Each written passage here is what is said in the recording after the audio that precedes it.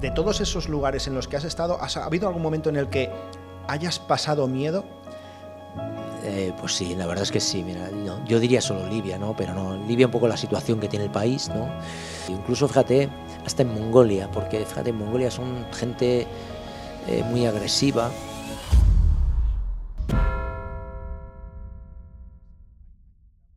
Grabación, bueno, esto está grabando ya. Tú no te preocupes por las cámaras. Las cámaras para ti, Sí, yo como si relajado y ya no, está, como si no existen. ¿Manuel o Manolo? Bueno, te diría hasta más, ¿eh? Pero bueno, fíjate, me quedo con Manuel, aunque Manolo es muy de andar por casa, ¿no? De gente muy cercana, ¿no? Pero bueno, desde hasta Lolo, luego ya tirando al apellido, Reta, ¿no?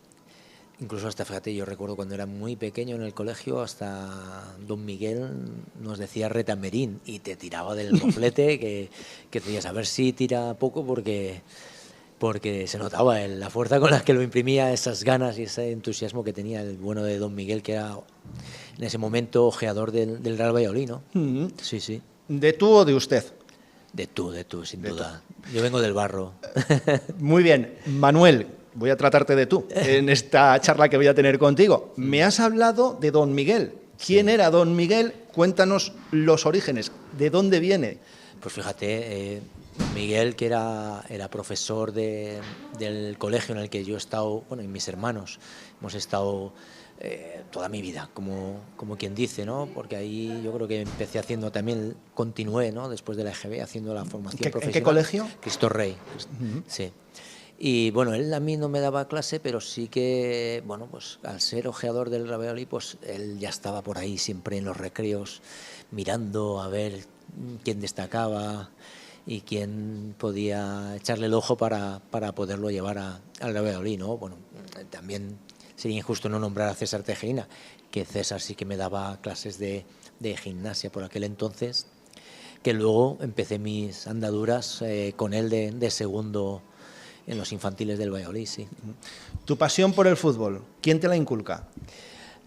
Pues yo te diría que yo creo que nací con ella ya, no, yo creo que nadie me la llegó a inculcar. Mi padre no, que es un poco la figura al final la que sigues, ¿no? Pero mi padre no era futbolista, no jugaba al fútbol.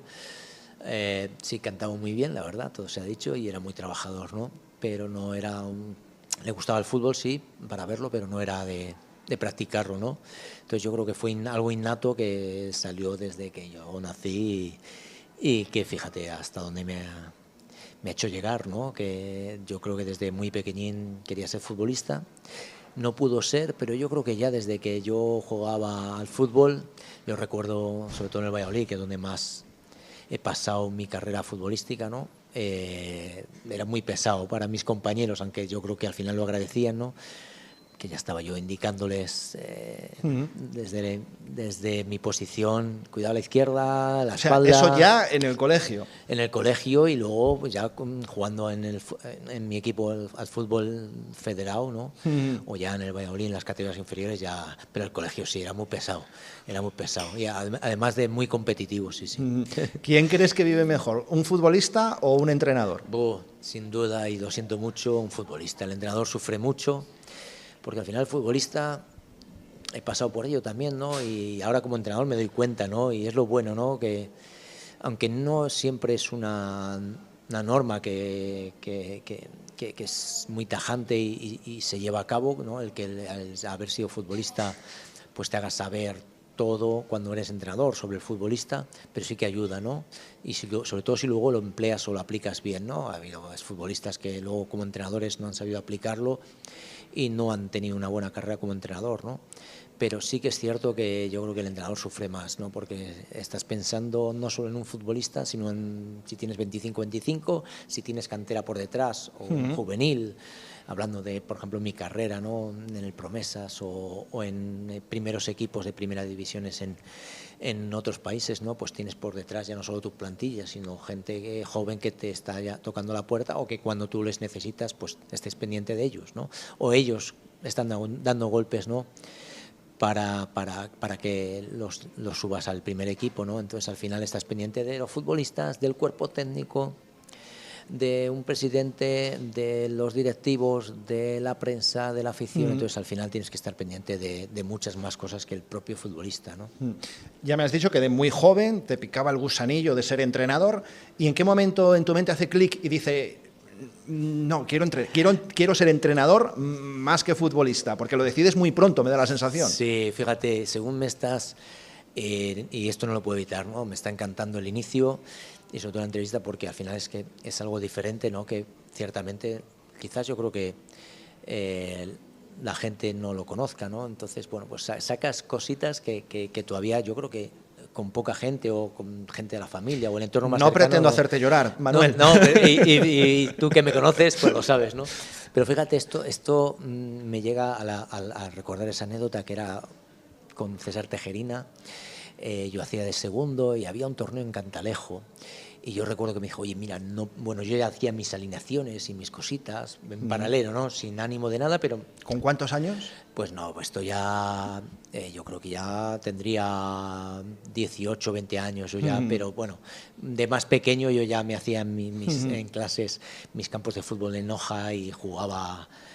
mientras el profesor explicaba cosas, yo me olvidaba de la explicación y estaba lo mío, ¿no? O con los cromos, ¿no? Pero sobre todo... tirando ahí ya cuando ya definitivamente dices, pues sí, yo quiero ser esto, ¿no? Fue yo creo que ahí, ¿no? Que me dijo César, oye, mira, que no puedo ir. ¿A ti te importa hacerte cargo del equipo este día? Y yo dije, ¡buah! Esta es la mía. Entonces yo me recuerdo la noche anterior, preparar, pues al final lo tienes que preparar, ¿no? Pues vas a ser tú el responsable por la alineación, quién va a jugar, los cambios, era un torneo, todos tienen que jugar, porque bueno, pues al final pones un poco tu sello, como tú eres, ¿no? Y yo recuerdo que ahí, no es que fuera ahí la clave, pero sí esa me marcó como decir, aquí, ¿no? Pero sí, evidentemente, anteriormente yo he tenido muchos momentos de sacar ese entrenador que siempre yo creo que he llevado dentro, ¿no? Aparte de futbolista. ¿Cómo te fue en ese partido? ¿Cómo le fue al equipo? Ay, no recuerdo, fíjate, no recuerdo, pero fue un torneo un poco ya, pues de estos típicos estos de verano, pero yo creo que disfruté muchísimo. Fíjate, ahora según me lo vas preguntando, me vienen lo típico, te van viniendo recuerdos y lo disfruté como una experiencia inolvidable, ¿no? Vaya viaje, hasta Cantalejo. Sí. Te fuiste lejos. Sí. Ojo, ¿no? Lo que voy a contar después, pero hasta Cantalejo, tu primer viaje como entrenador. Sí, no, pero fue... Bueno, acuérdate que antes la propia ciudad de Valladolid, cuando ponían la feria en la Cañada, ¿no? En la Rubia, ¿no? Pues nos parecía eso lejísimos, ¿no? Pues fíjate, ya Cantalejo ni te cuento, ¿no? O yo recuerdo también... un mentor de los que tuve, que yo compaginaba ya en categorías inferiores el fútbol en el Valladolid con el fútbol sala, porque una persona que uno de estos días te ve, que fue Joaquín, pues me dijo, tú para el fútbol sala conmigo, y era, mira, antes me hablabas de Manuel o Manolo, Manolín me llamaban en el Dulce Serma, que tengo un grandísimo recuerdo porque esta persona me vio y me fichó para jugar en el Dulce Serma y alternaba las... ¿no? ¿En Laguna de Duero? En Laguna de Duero, sí señor. Y yo recuerdo que nos daban pues lo típico, los dulces de la fábrica, alguna propina cuando era un crío, las zapatillas. Esas eran las primas. Sí, esas eran las primas, sí. Las primas tenían unos lazos, ochos, que se llaman también, que eran marca de la casa. Sí, mira cómo lo sabes. Sí. Yo recuerdo acabar el entrenamiento y unas cajas de cartón llenas de ochos y de vez en cuando, pues eso, pues unas zapatillas para jugar o alguna propina, y la verdad es que son recuerdos muy bonitos, porque es prácticamente como quien dice esos inicios que ahora existen de otra manera, porque ahora es el fútbol moderno, ¿no? Pero pues, son muy gratos porque lo recuerdas con mucho cariño, ¿no? Y a partir de ahí empieza a venir ya todo lo demás. Ya ahí coges y dices, ¿cómo me ha gustado estar aquí dirigiendo el partido? A partir de ese momento ya lo tienes todavía muchísimo más claro. Sí, además, como dices tú, como quien dice, con carrerilla, ¿no? Porque yo luego decido que yo quiero empezar a entrenar y no quiero estar un poco de segundo, y quiero tomar un poco las riendas de un equipo, y me daba igual, ¿no? Yo no, como decíamos antes, de tú y del barro, ¿no? Y sé de dónde vengo, ¿no? Y yo creo que empecé con un alevín en el Arces, a partir de que salgo como segundo del Valladolid, y luego ya todo fue muy rápido, ¿no? Yo creo que ese gen competitivo y formativo a la vez que siempre he llevado conmigo, ¿no? Pues y esa pasión, ¿no? Hace que pues pase del Arces al Betis cadete, luego a Simancas, se hacen años bonitos y vuelvo otra vez al Betis ya con juveniles, luego paso al Unión de Licias y se hace también un año espectacular histórico, y de ahí ya paso a los 3 años que son preciosos, inolvidables en Íscar, ¿no? Y ya ahí, a partir de ahí ya carrera continúa, ¿no? O sea, todo muy deprisa. Lo que me estás contando es que subes una escalera y no te saltas ningún peldaño. Has ido peldaño a peldaño subiendo esa escalera. Correcto, sí, sí. La verdad es que para mí gratificante, porque al final, fíjate, hasta incluso hace poco te encuentras, yo les digo niños, porque para mí no dejan de ser esos niños que yo entrené cuando eran alevines, que ahora ya son mayores, con hijos y con sus trabajos y todo, ¿no? Y te resulta muy gratificante, ¿no? Recordar esos años en los que tú comienzas, ¿no? Y que bueno, pues te hace ir creciendo e ir avanzando escalón tras escalón hasta llegar, pues bueno, hasta donde he llegado, ¿no? Que para mí es todo un orgullo y poder decir, mira, he trasladado toda mi idea, mi metodología, mi forma de ver el fútbol, ya no solo en España o en Valladolid o tirando más allá en Cantalejo, ¿no? Sino fuera de nuestras fronteras, que eso lo hace más difícil si cabe y más duro, pero a la vez más bonito, ¿no? Ahora hablamos, lejos de las fronteras de Valladolid, de Castilla y León y de España, ¿dónde has estado? Y me vas a contar algunas cosillas de lo que has hecho por ahí. Eres un entrenador que le da mucha importancia a lo formativo. Sí, sí. Bueno, hablando de lo formativo, porque yo sinceramente no concibo el que tú quieras competir sin poder formar, ¿no? Al final tienes que formar, ¿no? Y yo creo que además es la base, ¿no? Si tú estás formando, al final el niño o el futbolista, o la niña en este caso también, ¿no? ¿Por qué no? Y más sobre todo el fútbol que tenemos femenino en España, ¿no? A nivel mundial, pues va a hacer que, bueno, pues que al aprender va a competir, ¿no? Entonces sí que es verdad que yo lo baso mucho en que tú formes, pero a la vez, y me venía a la mente pues el año mío del Promesas, en el que yo no podía concebir el que yo esté formando en cantera, pero sin dejar de competir, de cara a que el salto hacia el primer equipo, que era también el objetivo, pues se dé de la mejor manera posible, o que esa adaptación sea lo más corta y lo menos agresiva posible para el futbolista, ¿no? ¿En qué momento crees que ya hay que dejar un poco de lado lo formativo y centrarse más en lo competitivo? ¿A partir de qué edades? ¿O crees que siempre hay que estar formando incluso en categorías de juvenil hacia arriba, me refiero? Fíjate, ahora que decías lo de o siempre, ¿no? Yo recuerdo una anécdota que imagino que la recuerdes tú también, el año de Clemente, ¿no? En el que Clemente se habla de que estaba enseñando a Manucho a rematar bien de cabeza, ¿no? O sea, fíjate, hemos llegado a ese punto, ¿no? ¿Y por qué no, no?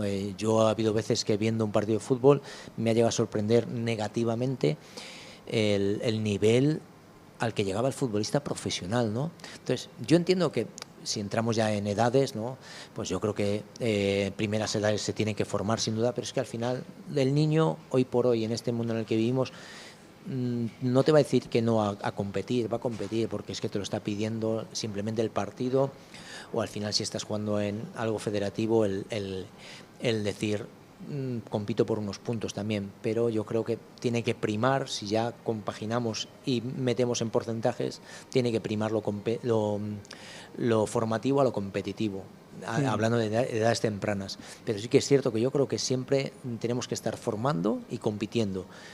Insisto, y ya si nos metemos en edades ya de más profesional o que ya van creciendo, ir manejando esos porcentajes de cara a que se compita más que formar, porque se entiende que ya a unas edades tú ya has ido adquiriendo esos conceptos, ¿no? Si estás en una academia, en una cantera, es evidente que tú no vas a formar a un niño de 15 años igual que a un niño de 8 sobre el control orientado o un pase a distancia corta, ¿no? con lo cual yo creo que siempre tienen que ir de la mano cambiando los porcentajes, ¿no? Continuemos con tu trayectoria como entrenador.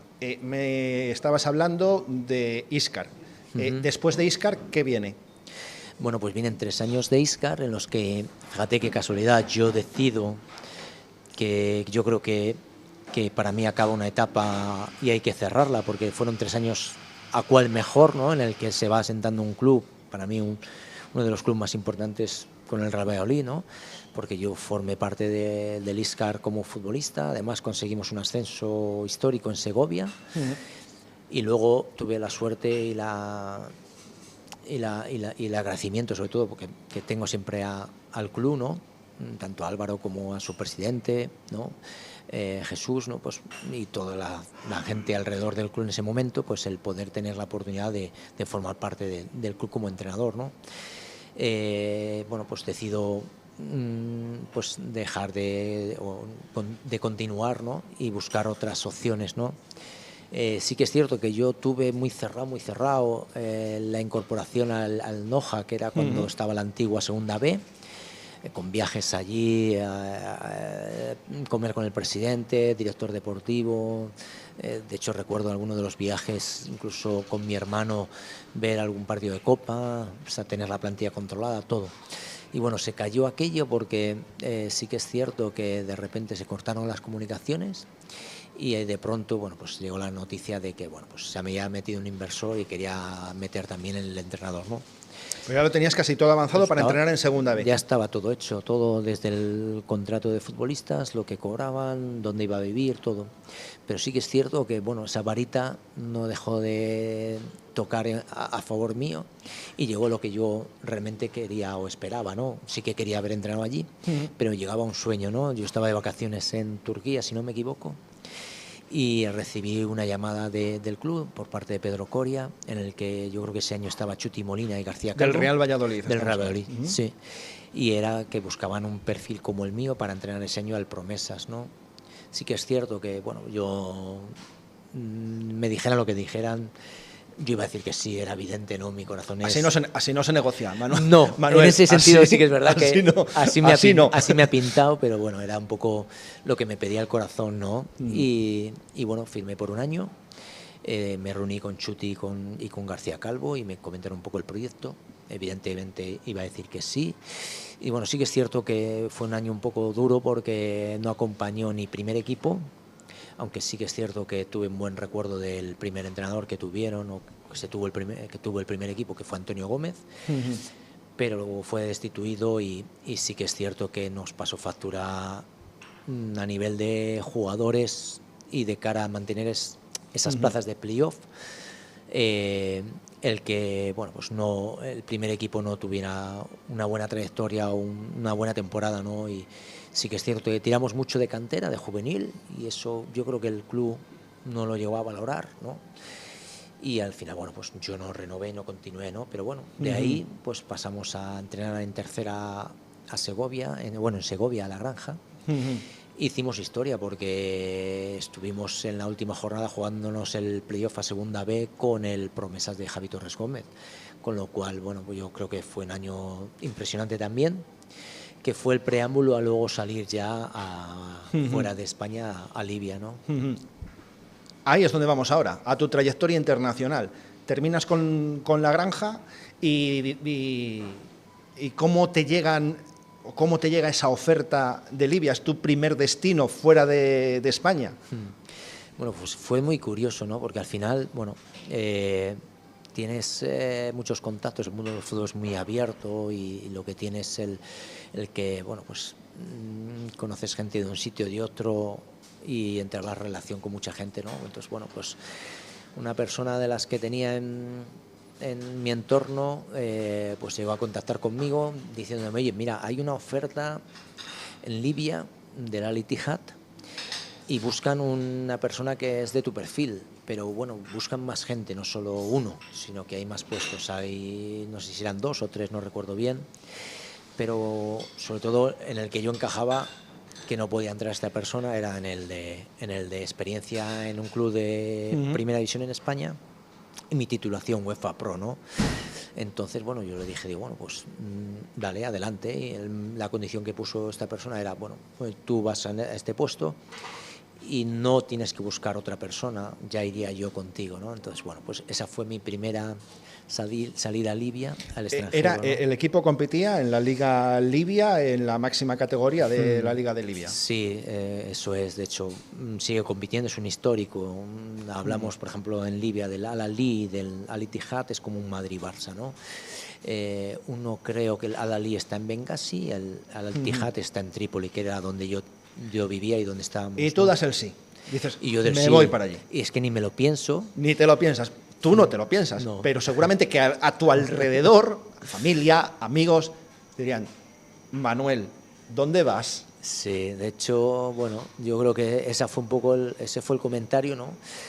Pero claro, yo había dado el sí ya y no podía decir que no, sobre todo una pasión que era la mía. Llevaba unos meses sin estar entrenando y lo típico, en el momento que estás que dejas de entrenar o dejas de trabajar, pues tienes ese primer momento en el que dices, mira, me relajo y disfruto, descanso, pero luego llega a lo mejor una semana o dos y estás deseando entrenar, ¿no? Entonces yo dije que sí y no me lo pensé, pero sí que es cierto que cuando yo llego allí, aparte que aprendes la lección, ya no me ha vuelto a pasar, ya miro mapas, Google, fotos... A ver, cuéntame, ¿qué te pasó al llegar allí a Libia? No, es curioso, ¿no? Primera impresión es que, espectacular, fotógrafos, bufanda, flores, mucho aficionado, además allí están locos por el fútbol. Y bueno, no pasas ni control. Bueno, es un ¿En qué año fue eso? Esto fue 2014. Sí, 2014. Además fue prácticamente en esta época, yo creo que finales de enero. Sí, porque bueno, tengo una de las fechas me marca porque al poco de llegar allí mi padre estaba con cáncer. Y de hecho, al estar sin entrenar, yo recuerdo que me decía, bueno, ¿qué? ¿Te sale algo? Y el hombre estaba en la cama ya. Y no, todavía no. Y ya cuando le dije, papá, me voy a Libia. Y me decía, pues mira, yo estuve en Túnez de vacaciones con tu madre y tal. Y no me dijo mal, bueno, pues de vacaciones, pues fenomenal. Y a la semana de estar allí, pues mi padre fallece y la verdad se portó el club muy bien conmigo porque me dijo, vete y lo que necesites. Yo acabo de llegar y le dije, sí, me voy, pero había un vuelo que era el típico, no sé si era martes, viernes. Y yo cogí el vuelo del martes Trípoli-Madrid y me volví el viernes para volver a mi trabajo, que era lo que yo creía que debía hacer y eso merecía también por su parte, ¿no? Qué duro, ¿no? Sí, la verdad es que sí, porque yo lo recuerdo ahora perfectamente. Yo estaba entrenando y recibí la llamada de mi hermano. Y pues sí, pues mira, pues mi padre era muy seguidor mío, pues como es normal también. Y tu padre bueno, era muy echado para adelante también, como sí, tú. La verdad es que sí, era muy trabajador y no había nada que se le pusiera por delante. La verdad es que en ese sentido yo creo que he heredado algo suyo. Muy orgulloso, por cierto, y aparte que, bueno, sí que es verdad que era mucho de corazón. Digamos que te dio fuerzas para que continuaras ese camino. O sea... Sí, la verdad es que sí, y sobre todo luego ya te vas un poco forjando un poco en ese sentido para hacerte un camino en la vida, ¿no? Y es lo que me ha hecho, ¿no? El que yo, con la base suya, como padre, que al final son esos ejemplos que hay que seguir, ¿no? El del padre y el de la madre, en este caso un poco el de mi padre, ¿no?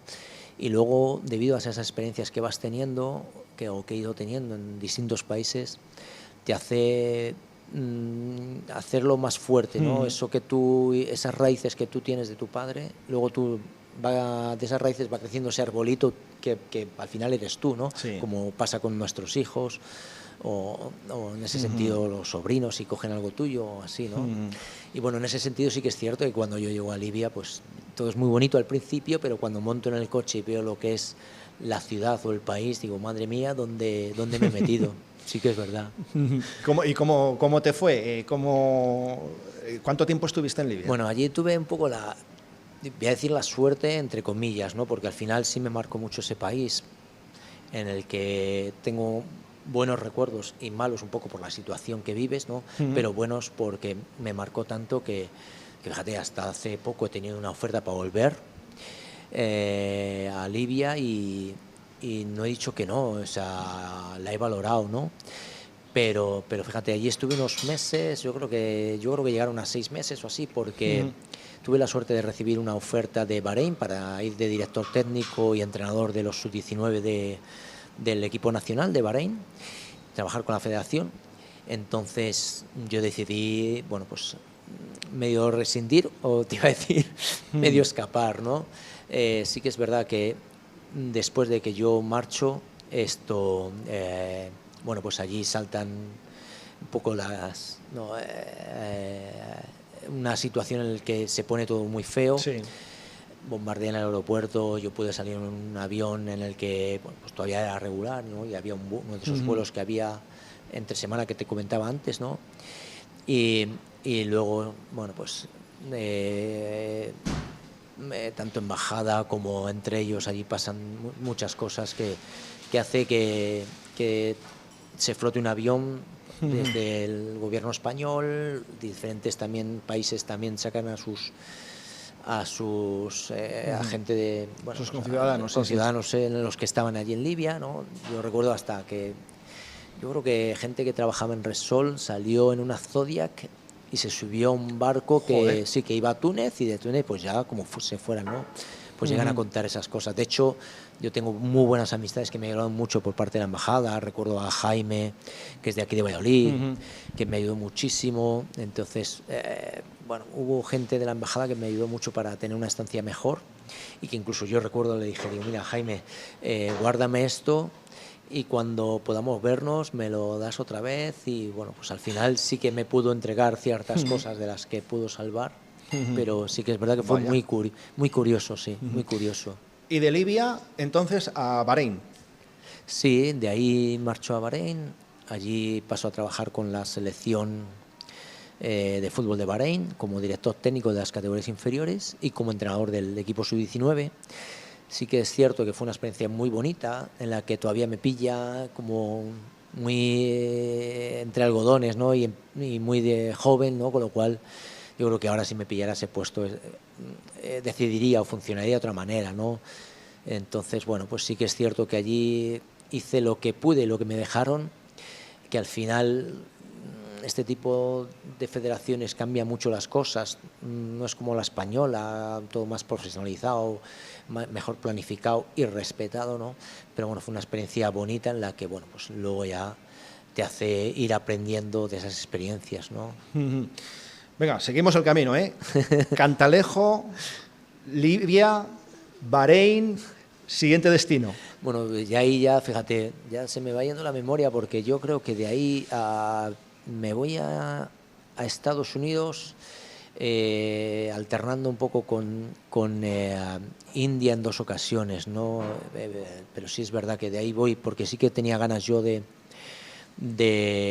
tener una experiencia en Estados Unidos a nivel de idioma, ¿no? Porque es importante, al final, si estás empezando a trabajar en el extranjero, pues controlar cada vez mejor el idioma, porque al final forma parte de vida y lo tienes que controlar, ¿no? Y sobre todo tenía una curiosidad, aparte de conocer el país, que es un país espectacular, pero ver cómo trabajaban en el deporte, y eso me ha ayudado bastante a perfeccionar más un poco mi forma de ver el fútbol, ¿no? Y ir mejorando cada vez más, porque yo creo que lo importante es coger cosas de todo, lo que te gusta, lo que no te gusta, dejarlo a un lado, pero sí que es verdad, al final tú tienes tu forma de ser, tu forma de ver el fútbol, pero si puedes mejorar en ciertas cosas, y yo creo que allí aprendí muchísimo y me vino muy bien. Sí que es cierto que allí, pues luego me sale la oferta de ir a India, y es cuando voy a India. Y bueno, pues sí que te llama más la atención el decir, bueno, pues me voy a competir en primera división. A India, ¿eh? A la India, sí. A la India. A la India, sí. Nada más y nada menos, que es otra experiencia que te marca bastante, ¿no? Porque India sí que es verdad que es un poco el contraste, ¿no? El multicolor, el que te encuentras un hotel de superlujo. Es verdad, Manuel, que la luz es distinta, es diferente. Siempre que vemos reportajes en la tele, nos pasa que da la sensación de que, oye, los colores son distintos, son diferentes. No sé si estando allí in situ los colores son iguales que los que vemos aquí en España cuando tenemos a nuestro alrededor, o no, o hay un clima, un halo de luz que la hace diferente. No, es diferente, pero para bien y para mal, ¿no? Te puedes encontrar los grises de la contaminación, de la pobreza, del ir paseando, como yo paseaba, salía de mi hotel y daba un paseo cuando teníamos una concentración en Kolkata o en Delhi o en Goa, y dabas un paseo y te encontrabas niños bañándose, pero así literal, con agua de la calle, o desnudos o con alguna toalla cubierta o tal, ¿no? Que les cubría parte del cuerpo, ¿no? O sea, era increíble, ¿no? O se podían duchar de alguna manera, ¿no? Entonces te da esos colores más tristes, ¿no? Pero luego a la vez veías niños con poco, pero muy alegres, ¿no? En el que te cambiaban a esos colores, el rojo, el verde, el amarillo. Te encuentras, yo siempre digo, para mí es un país de mucho contraste, o yo que sé, un sitio turístico como el Taj Mahal, en el que dices qué bonito cuando lo ves en un documental, o la propia foto en la que luego compartes con familiares o redes o donde sea, ¿no? Pero luego detrás de esa foto encuentras mucha pobreza, ¿no? Es un país espectacular que al final yo he tenido esa suerte que por mi pasión y por mi trabajo he podido visitarla y vivir en ella, pero que siempre aconsejas que al menos una vez en la vida lo puedas ver y vivir, ¿no? ¿En qué ciudad eres? ¿Con qué equipo? Bueno, pues mira, yo las dos experiencias que tuve fueron en el noreste de India, que ya se va alejando un poco de la India que todos conocemos, de Kolkata o Delhi o incluso Goa, aunque sea más costero, ¿no? Era en el noreste, era en el estado de Mizoram, el equipo era el Aizawl FC, y el otro era en Manipur, que era la ciudad era Imphal, ¿no? Zonas más tiradas al noreste, ¿no? Más a la derecha de lo que es Kolkata, ¿no? Y allí Borja estuvo, no sé si coincidió cuando estuviste tú, Sí. en la etapa de Borja Fernández allí en la India. En Kolkata, sí. Además, yo recuerdo que hizo unas temporadas espectaculares. Yo recuerdo, porque allí está la A-League y está la Super League, ¿no? La A-League ya es primera división, pero es un poco como la NBA en baloncesto, ¿no? La NBA en fútbol es la Super League, en la que tú tienes dinero, compras la plaza y montan una liga de estrellas, porque yo recuerdo, ahora ya menos, pero antes sí que es cierto que muchas estrellas, bueno, de hecho Borja va como futbolista muy destacado, Sí. y pasó a serlo, ¿eh? Recuerdo a Álvaro Rubio, solo fue a jugar la Champions en Bengaluru, recuerdo a Joffre, que estuvo en Goa,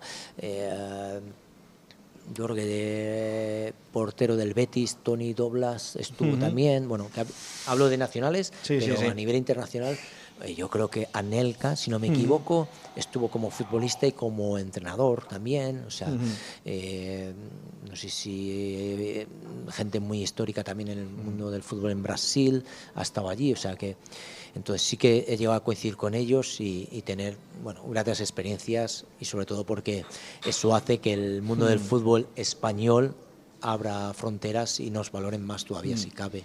No es tu última experiencia, la de India. ¿Has tenido más? No, he tenido más, ¿no? Sí, luego, bueno, pues tuve la experiencia de estar en 2 ocasiones, dos temporadas, aunque no la acabé, en Mongolia, en la que yo creo que ha sido de los, iba a decir éxitos, siempre he tenido éxito a nivel metodológico, no a nivel de títulos, pero sí en Mongolia sí que, bueno, en India sí que tuve un título que ganamos en la Liga del Estado allí en India, mi primera estancia en India, pero sí en Mongolia en un breve espacio de tiempo sí que conseguí el subcampeonato, la Copa y la Supercopa. Entonces sí que es verdad que allí fue espectacular, pero ahí entran ya cuando llegas a países en los que no tienen cultura de fútbol, y hace que no se pueda dar la continuidad que en otros países con cultura de fútbol en este deporte pues se podría dar, ¿no? Y sí que en la siguiente temporada ahí me vi yo un poco más atado de pies y manos con el presidente, que fue súper peculiar. ¿Qué es lo que os piden allí a los entrenadores? ¿El resultado ya? No, efectivamente el resultado ya. Lo primero, para bien y para mal, nuestro pasaporte es muy bueno, en el sentido de que bueno, que el ser español es algo importante y bueno, ¿no? Tienes buen cartel, ¿no? Pero sí que es cierto que... Supongo que, claro, que ayuda mucho de dónde veníamos, ¿no? En 2008 campeones de Europa, en 2010 campeones del mundo, en 2012 otra vez campeones de Europa, y eso revaloriza mucho al entrenador y formador español lejos de España. Muchísimo, sí. Y sí que es cierto que lo que yo te iba a comentar, ¿no? Respecto a lo que nos piden, ¿no? Sí que es verdad que luego lo negativo es que te piden el resultado ya solo por ser español, ¿no? Sí que es cierto que conmigo le tuvieron, porque de un club muy joven, tanto en fundación, ¿no? como en edad, ¿no? Pues se consiguió desbancar a un club o un equipo como Elchin, que llevaba años y años ganándolo todo en Mongolia, ¿no? Entonces ya empezamos a molestarle, a inquietarle a ese Elchin, ¿no? De hecho quedamos segundos, allí se valora mucho el subcampeonato, ¿no? Y luego, claro, ganamos la Copa, ¿no? Con lo cual ya no gana todo Elchin, ¿no? Y eso, claro, para un club o para el presidente, pues era la leche, ¿no? Sí que es cierto que luego la Supercopa me piden que continúe, yo les digo que sí que es verdad que Mongolia tiene una liga que es muy corta, entonces yo me vuelvo a España, ¿no? Entonces yo en mi vuelta lo que tenía que preparar nada más llegar, porque era como lo teníamos en calendario, era la Supercopa, ¿no? Entonces yo ahí tengo una anécdota muy graciosa, porque yo digo, me conocen ya en Mongolia, ya saben cómo juego, lo que voy a hacer. Digo, tengo que volver con algo. Entonces yo llevaba tiempo pensando qué hago, ya sabía con qué me iba a enfrentar, que era con Elchin. Y dije, pues mira, yo aquí tenían un 10 que era como el Messi en Mongolia, ¿no? Digo, yo a este le tengo que parar porque es el 90% del éxito de este equipo. Entonces yo cambié el sistema, jugué con laterales una defensa de 5, pero sí que fuera una defensa de 5, sino que eran laterales muy ofensivos, pero a la vez jugaba con un cabecero que era el que me hacía la función de matar a ese, o de neutralizar a ese Messi de Elchin, ¿no? Entonces, cuando le dije al jugador, y lo preparé evidentemente con trabajo, entrenamientos, ejercicios específicos para ese futbolista, cuando le dije a mi segundo, estoy pensando en, y además me acuerdo perfectamente el número 5, y se llamaba Hacha, ¿no?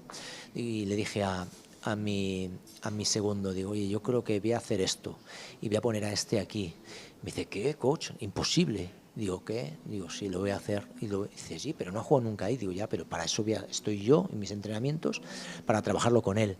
Bueno, toda la gente se quedó sorprendida y de hecho ganamos 1-0 con un gol, con una llegada, además no se me olvida, una llegada en banda, juego combinativo, profundidad con un lateral que hacía que no jugaba al fútbol, pero me vino un día muy curioso a probar con un plumas, el típico plumas que hemos visto aquí de toda la vida, a entrenar. Digo, ¿este de dónde viene? Y cuando le vi 2 veces, digo, este para mí, quédate, un jugador veterano que nos dio mucho. Y bueno, pues una llegada en banda en la que balón profundo, control y golpeo, que me recuerda a mí al gol de Íscar de ese ascenso en Segovia. Golpeo al palo opuesto del portero de Elchin, y así ganamos la Supercopa. Ganasteis la Supercopa con un ataque de entrenador. Con un ataque de entrenador, sí. El ataque de entrenador, encima extranjero y español, que no daban un duro ellos porque, repito, no tienen esa cultura y no lo ven así, pero que para mí era algo que yo creía oportuno hacer y que yo creo que podía dar resultado, y dio. ¿Y luego qué pasó? Bueno, pues mira, la segunda temporada ya iniciada con ese éxito, yo al presidente le digo, yo quiero este jugador que había visto. En ciertas cosas sí que me hizo caso, pero luego cuando mi sorpresa es cuando veo que había empezado él a firmar jugadores que no es que no estuviera de acuerdo, sino que no iban un poco con darle continuidad a eso. Él, yo creo que esperaba mucho más éxito del que se podía llegar. Claro, le habías acostumbrado mal. Mal, sí, efectivamente, fue culpa mía. Pero no sé, yo creo que ahí era muy difícil repetir lo mismo, o sea, desbancar en tiempo récord a un todopoderoso Elchin era muy difícil, ¿no? Entonces yo creo que lo bonito era darle continuidad, pero sin esperar ya, es que ¿qué más puedes esperar? Pues puedes esperar quedar campeón y volver a ganar Copa y Supercopa, muy difícil, ¿no? Pero sí seguir creciendo como club, como equipo, incluso mantener eso que se había conseguido el anterior en tiempo récord, yo creo que para mí era un muy buen objetivo, ¿no? Entonces, al ver todo eso ya vi que no se iba a sostener. Entonces yo creo que era cuestión de tiempo que tuve una de esas ofertas para volver a India, y es cuando volví a India con el Neroca, que es en Imphal, ¿no? En Manipur, ¿no? Y vuelves a tener otra vez esa experiencia en India. En India sí, que bueno, pues aquí igual más de lo mismo, ¿no? Es un presidente en el que se gasta el dinero, hace un equipo. Yo lo único que pude meter es al portero, si no me equivoco, porque yo entendía que en India los porteros no eran un punto fuerte, pero sí ¿Hay directores deportivos en Mongolia, en India, o es más el capricho del presidente? Correcto, es el capricho del presidente. Además, es un denominador común que, si no me equivoco, fíjate, en todos estos países que yo te comento, voy a dejar un capítulo aparte para el mundo árabe, pero que, por ejemplo, Mongolia, India, Camboya, lo he visto. O sea, es el capricho de alguien. Mira, en Mongolia es tres amigos que tienen mucho dinero, quedan para comer, cenar o tomarse unas copas, y pues yo quiero tener un equipo de fútbol. Pues si tú lo tienes, así, además, si tú lo tienes, yo también. Además, uno era el Athletic 220, uno le llamó el Ulaanbaatar City FC, pues el otro el FC Ulaanbaatar. Así fue. Y era una guerrilla entre ellos, en plan buen rollo, pero era el capricho y en India lo mismo, excepto la primera experiencia, que era una persona que tenía mucho dinero, que luego se metió en la política, y el otro club era el niño típico de papá, que tenía también mucho dinero por parte del padre, en el que tenían varios negocios, y no había director deportivo ni nada, o sea, era el dueño y el entrenador que fichaban. En Mongolia los jugadores eran de Mongolia, son jugadores internacionales. Bueno, allí había un poco de todo, ¿no? Había jugadores locales de Mongolia, pero luego tuve un jugador ruso, un central, dos jugadores rusos, un central y un mediapunta. Ahí sí que me llevé un portero, un italiano, muy bueno, en el que repetí con él todas las veces que pude. De hecho, me la llevé a la India en la segunda experiencia. ¿Y cómo te comunicas con ellos? ¿Cómo te comunicabas? Todo en inglés. Con la gente local, que siempre es muy gracioso. Yo hablo en inglés, y al final el inglés de ellos era hi, how are you? Yeah. No sabían más, ¿no? Entonces, bueno, pues al final el segundo es el que un poco habla más en inglés. Entonces yo hablaba con el segundo, excepto con los extranjeros que sabían inglés, y hablaba con el propio futbolista en inglés, y no necesitaba traducción, pero sí el resto de jugadores locales necesitaban una traducción, ¿no? Que ya con el paso del tiempo te vas dando cuenta que esas traducciones no eran todo lo que tú decías, ¿no? Porque yo lo veía. Incluso yo creo que en Camboya algún jugador me decía: coach, yo creo que lo que estás diciendo al segundo no es lo que realmente está diciendo, porque no lo están haciendo. Y efectivamente, así era. Bueno, la experiencia de Camboya cuando llega, o sea, hemos hablado India, Mongolia, vuelves otra vez a la India, después de India, ¿es Camboya? No, yo creo que ahí, espera que tire de memoria, yo creo que el Camboya viene pospandemia, entonces ahí hay varias fases en las que yo me voy hago como director la función en varias academias, en Egipto, en Jordania y en Guinea Ecuatorial, que es la anterior a Camboya. Guinea Ecuatorial es una especie de academia, pero que también el primer equipo, que es lo que yo hice, ¿no? Yo llevaba la dirección, pero a la vez entrenaba el primer equipo, que competía en segunda división en Guinea Ecuatorial, ¿no? Ahí tuve la suerte, bueno, pues de mi buen amigo Benjamín me comentó la opción: oye, necesitan un entrenador para ir aquí a Guinea, ¿tú quieres venir? He hablado de ti y tal, y me encantó la experiencia. De hecho, fui en 2 ocasiones por tema de pandemia y demás.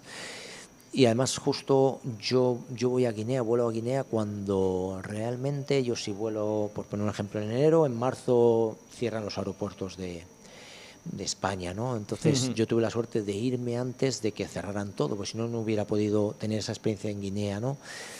Y yo allí tuve una experiencia muy bonita porque, aparte de llevar la dirección, yo llevaba a este equipo, que fue la sensación de fútbol en Guinea, ¿no? De hecho, llegaban a contarme la gente, iba en algún taxi y me decían, por favor, que pongan tus partidos cerca de la ciudad, que no sea lejos, porque allí el poder adquisitivo era muy pobre, ¿no? En general, ¿no? Entonces me decían, es que no tenemos la opción de ir. ¿En bicicleta o andando? En bicicleta o andando y era inviable, ¿no? O compartir coche o buscar una manera de ir, ¿no? Y les gustaba mucho el fútbol que hacía. De hecho, yo recuerdo una anécdota muy curiosa. En Liga íbamos invictos, camino de ascender, y llegó el sorteo de Copa, ¿no? De Su Majestad, ¿no? O como la llamaban allí, bueno. Y nos tocó con un equipo muy potente de la primera, de Guinea, ¿no? Era partido único, y pues le jugamos justo antes de cancelar toda la liga y todas las competiciones, ¿no? Por pandemia. Y bueno, pues llegamos, le jugamos y ganamos 1-0. Increíble, un gol de uno de mis medios centros con mucha llegada. Bueno, pues habíamos pasado la eliminatoria, era noticia en todo el país, hemos eliminado a este equipo. Bueno, pues cosas de Guinea. A ver, ¿qué pasó? Bueno, pues que de repente, bueno, pues no sé cómo salió, que no era partido único y que había vuelta a determinar la fecha y que iba a ser en el campo de ellos, claro. Y dije, se acabó. O sea, aquí no vamos a pasar, tienen que pasar ellos. Y habían hecho esa historia, no sé cómo, que habían cambiado todas las normas y todo. Fue increíble, pero bueno, fue una experiencia muy bonita, ¿eh? Me gustaría volver también, la verdad. Jugasteis el partido y pasó lo que... ¿Cómo fue al final el marcador? No, al final no se jugó. Que ni se jugó. No se jugó porque se canceló todo, pero que, bueno, pues que se las vieron y para cambiarlo todo y que pudieran pasar ellos, ¿no? Entonces, bueno, pues queda esa anécdota de que es muy curioso cuando vas a este tipo de países o a otros países, pues que te lo pueden cambiar todo para que si estás ganando al grande y el pequeño se está comiendo al pez grande, pues para que el pequeño no se le coma al grande así por así, porque no puede ser, claro. Experiencia en Guinea Ecuatorial, ¿luego qué? Luego me vuelvo a España, ahí hay un tramo en el que, claro, por pandemia no se puede viajar, pero bueno, ahí sí viajo ya a Jordania y ahí tengo una experiencia, voy a decir, de verano, una academia de alto nivel, vamos a llamarlo de gente o de lujo, ¿no? En el que, bueno, pues me tiro todo el verano y bueno, pues yo me vuelvo para luego estar aquí un tiempo, igual por tema de pandemia y demás, que era un poco complicado viajar. Ahí ya tuve dos opciones, una era China, que era muy apetecible, y otra era Camboya. Camboya la querían cerrar sí o sí en una semana, y China nos acaba de cerrar por el tema de pandemia, quedaba algo y era muy difícil entrar en el país, y decido pues decir sí a Camboya y me voy a Camboya. A Camboya. A Camboya. A Camboya. Y dices sí porque ves que lo de China no, que te llama la atención, de venga, no voy a esperar a China, me voy a Camboya. Bueno, pues ahí ya veía que si esperaba lo de China, que era muy apetecible y quería conocer la liga china, que me habían hablado muy bien de ella, estaba viendo que se me podía escapar lo de Camboya, ¿no? Entonces, bueno, sí que es verdad que ahí ya tomé nota de dónde estaba Camboya, que era Camboya. Es verdad que el fútbol en Camboya dista mucho no de Mongolia, pero sí de nuestro fútbol, y que tenía mucha capacidad de mejora, pero tienen que querer, ¿no? Los propios camboyanos a nivel federativo o propietarios de club o de gobierno incluso, de fomentar más el fútbol y que la liga en Camboya se vaya equiparando al resto que tiene alrededor, ¿no? Que están más arriba, ¿no? Pero sí me llamó mucho la atención, sobre todo el país que me ha marcado, como lo fue Libia, ¿no? Si antes se me preguntaba qué país me marcó, era Libia, pero es que ahora Camboya me marcó, ¿no? A nivel, ya no a nivel de lo que es a nivel profesional en el fútbol, ¿no? Pero sí a nivel personal o, vamos a decirlo, espiritual, ¿no? Es un país que es espectacular, que viven de otra manera, y luego que me encontré a un futbolista local muy agradecido, y eso al final es lo que te queda de esas experiencias, sobre todo en este tipo de países en el extranjero, ¿no? Claro, cuando te hablo de determinadas edades, al principio de la conversación rebobinamos y te preguntaba por el aspecto formativo del entrenador o de competitivo. Claro, en un país como Camboya, ahí lo decimos desde fuera, sin tener mucho conocimiento, prima lo formativo. En categorías incluso también muy superiores, sí, no, de los mayores. De hecho es así, ¿no? Para uno mismo, porque para ellos no. Volvemos a tener el concepto de presidente con mucho dinero, el que dice, pues quiero tener un club de fútbol o de baloncesto, ¿vale? Entonces, al final sí que es cierto que como tú te encuentras el nivel que te encuentras, que ojo, te encuentras sorpresas, futbolistas con talento, que si lo aprovecharan mejor en lo que es el país, se podría mejorar mucho el fútbol, tanto como clubes como a nivel nacional, ¿no? Como selección nacional, ¿no? Pero ese es el hándicap negativo que todavía se tiene allí, ¿no? Que tienen que apostar más por eso, ¿no? Incluso por el entrenador o la dirección extranjera, ¿no? Siempre y cuando sea la adecuada y la acertada, ¿no? Pero sí que es verdad que tienes que primar un poco por el formar futbolistas, pero que estén preparados lo antes posible para competir, porque al final estás compitiendo en la primera camboyana y tienes que ganar. O sea, tienes que ganar volvemos al pasaporte español, entrenador español con experiencia en el extranjero, tienes que ganar. Si vienes aquí es para que el equipo gane ya. Aunque sea el último y aunque sea un equipo que tiene un presupuesto bajísimo o sin material. Yo en Camboya he tenido, a lo mejor ha sido la experiencia en la que menos recursos he tenido para poder entrenar. Y no exagero, O sea, hablamos a lo mejor del cadete del Simancas, yo tenía mejores recursos que en Camboya en primera división, aun teniendo más dinero, pero no lo empleaban porque no entendían que tenían que emplear ese dinero en esos recursos y se equivocan. Entonces, a las pruebas me remito. Yo he ido tirando en los clubes en los que he estado y no han tenido esa progresión que tú les dabas como extranjero a tu llegada, un año en el que hay que darle continuidad y que eso siga, ¿no? Se han vuelto a estancar y a no avanzar a pesar con el paso del tiempo, ¿no? Has estado en tantos lugares, en tantos sitios muy exóticos. De todos esos lugares en los que has estado, ¿ha habido algún momento en el que hayas pasado miedo? Pues sí, la verdad es que sí. Mira, yo diría solo Libia, ¿no? Pero no, Libia un poco la situación que tiene el país, ¿no? Pero sí que yo por el Libia me he sentido muy arropado y muy protegido, tanto por el que hacía de enlace conmigo, Abdo, que todavía tengo relación y contacto continuo. De hecho, es el que me pasó la última oferta para volver a Libia, como con la gente del entorno, ¿no? Insisto, con la gente de la embajada, aunque era española, ¿no? Pero sí, yo en Libia sí que llegué a pasar medio. Incluso, fíjate, hasta en Mongolia, porque fíjate, en Mongolia son gente muy agresiva y no es como nuestra forma de ser, ¿no? Nosotros podemos ser de sangre caliente, ¿no? Como se le define al español, al latino, bueno, o al hispano, bueno, ¿no? En general, ¿no? Pero no llegamos a ese punto, ¿no? Y bueno, yo recuerdo en Libia, yo tenía mi propio conductor y de vez en cuando me cambiaba la ruta. Y yo, claro, yo tenía miedo, digo, joder, ¿cómo me cambia la ruta este señor? A ver si me va a llevar a otro sitio. Y ya un día le dije, oye, que por aquí no es, que es por ahí. Y ya me explicó, dice, no, Mudier, ¿no? Que dicen allí en Libia, ¿no?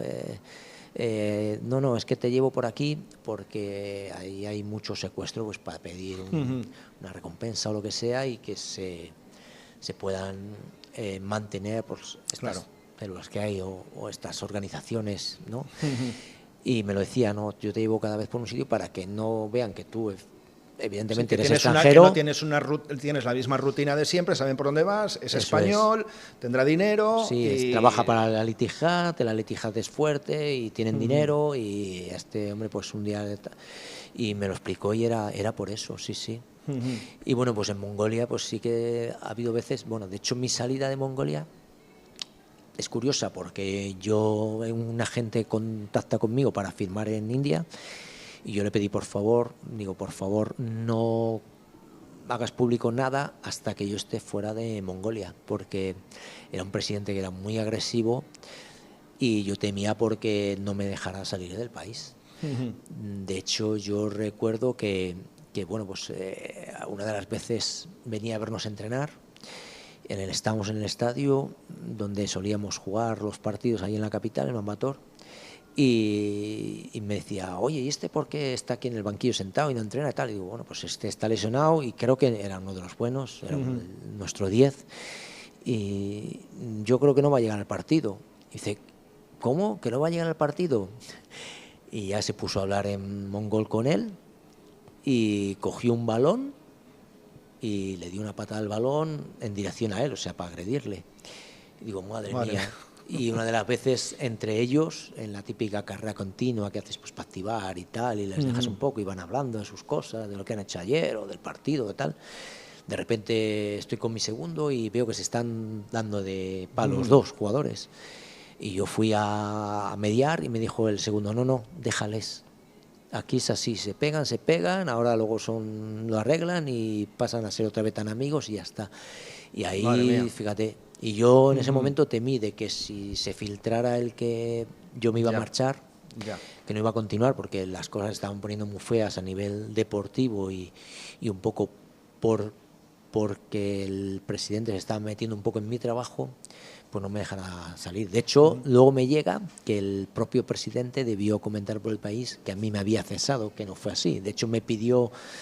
El orgullo. Por activa y por pasiva, quedarme. De hecho, me fui ganando el último partido y cobrando mi prima que tenía por partido. Un partido complicado, que era fuera de casa en una ciudad súper complicada, un campo muy difícil y que era, bueno, no era ni de los de tercera de aquí, por aquí de la zona, eran peores. Madre mía, qué historias.